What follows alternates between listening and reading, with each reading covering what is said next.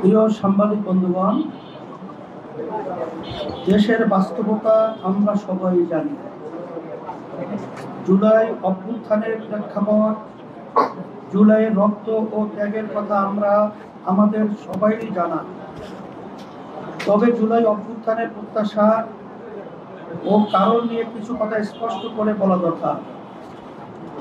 দেশের একটি রাজনৈতিক পক্ষের বক্তব্য, বিবৃতি ও আচরণ দেখলে মনে হয় জুলাইয়ের আন্দোলন হয়েছিল কেবলই ক্ষমতার পালাবদলের জন্য। আদতে বিগত দিনের রাজনীতিতে এটা পরিষ্কার যে কেবলই নির্বাচন ও ক্ষমতার পালাবদলের জন্য জুলাই অভ্যুত্থান হয় নাই,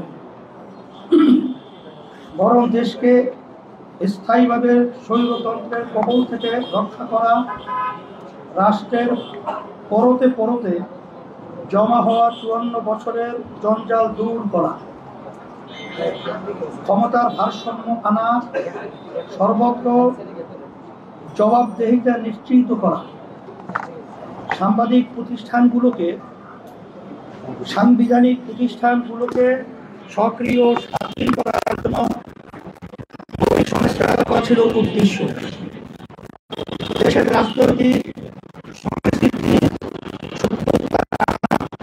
সকল নাগরিকের ভোটের অধিকার, সম্মান, মর্যাদা নিশ্চিত করার জন্যই জুলাইতে দল মত নির্বিশেষে ছাত্র জনতা রাস্তায় নেমে এসেছিলেন,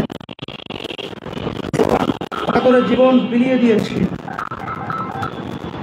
অতএব জুলাই পরবর্তী বাংলাদেশে সংস্কার, বিচার ও নির্বাচন, এই কর্মধারা অনুসরণ করা রক্তের দায় ও অধিকার। কিন্তু অতি কটুকের সাথে বলতে হচ্ছে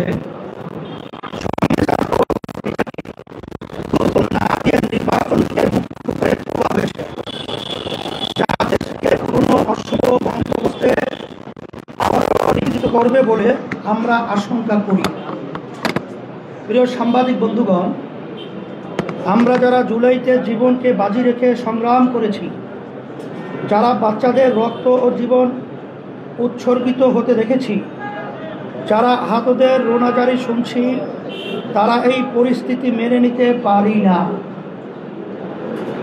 সেই তাগিদ থেকেই রাজনৈতিক দলগুলোর মধ্যে আলাপ আলোচনা হয়েছে এবং আমরা জুলাইয়ের প্রত্যাশা বাস্তবায়নে সুনির্দিষ্ট কিছু দাবি নিয়ে জোটবদ্ধ আন্দোলন করার বিষয়ে সিদ্ধান্ত নিয়েছি। আমরা ইতিমধ্যেই নানা মাধ্যমে সরকারের নীতি নির্ধারকদের সাথে কথা বলেছি, কিন্তু কাঙ্ক্ষিত ফলাফল না পেয়ে আমাদেরকে এই রাজপথের কর্মসূচিতে যেতে হচ্ছে। আমাদের আহ্বানে সাড়া দেওয়ার জন্যে আপনাদের প্রতি কৃতজ্ঞতা জানাচ্ছি। একই সাথে জুলাইয়ের সকল শহীদ ও আহত সহ সকল যোদ্ধাদের প্রতি শ্রদ্ধা জানাচ্ছি। প্রিয় সাংবাদিক বন্ধুগণ, গণ অভ্যুত্থানের পরে 14 মাস অতিক্রান্ত হয়েছে।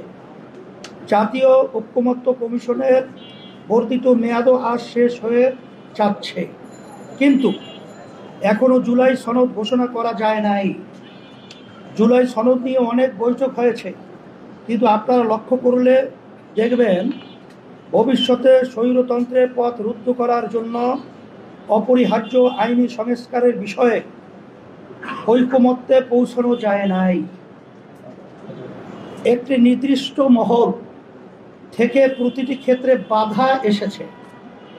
ফলে জুলাইয়ের মূল প্রত্যাশা স্বৈরতন্ত্রকে চিরতরে বিলুপের যে চাহিদা তা পূরণে তেমন প্রত্যাশিত অগ্রগতি হয় নাই।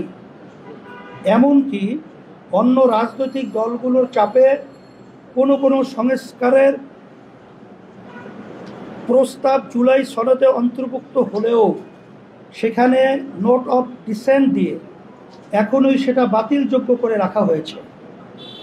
ফলে জুলাই সনদ কার্যত সংস্কার সম্পর্কিত বিভিন্ন দলের মতামত দলিলে পরিণত হয়েছে। অথচ প্রত্যাশা ছিল জুলাই সনদ হবে আগামী বাংলাদেশ নির্মাণের দিক নির্দেশনা। প্রিয় সাংবাদিক বন্ধুগণ, আমরা 90 সালেও বিভিন্ন রাজনৈতিক দলের যৌথ সংস্কার প্রতিজ্ঞা দেখেছি। নির্বাচনের আগেও বিভিন্ন দল ইশতেহার দেয়, সেগুলোতে সুন্দর সুন্দর বাণী থাকে, কিন্তু তার কোনো আইনি ভিত্তি না থাকায় নির্বাচনের পরে গাল ভরা সেসব প্রতিশ্রুতি বাস্তবায়ন আর হয় না। জুলাই সনদ ও সংস্কার প্রতিশ্রুতি হয়ে থাকবে যদি না তার আইনি ভিত্তি নিশ্চিত না করা যায়। আমরা মনে করি যে কোনো গণ অভ্যুত্থানের সার্বভৌম এখতিয়ার থাকে, সেই ক্ষমতাও এখতিয়ার বলে জুলাই সনদকে এই আমলেই বাস্তবায়ন করতে হবে এবং তারই ভিত্তিতে জাতীয় নির্বাচন আয়োজন করতে হবে। কারণ অতীতের অভিজ্ঞতায় নির্বাচনের পরে কেউ এসে এটা বাস্তবায়ন করবে সেই আশা করা যায় না।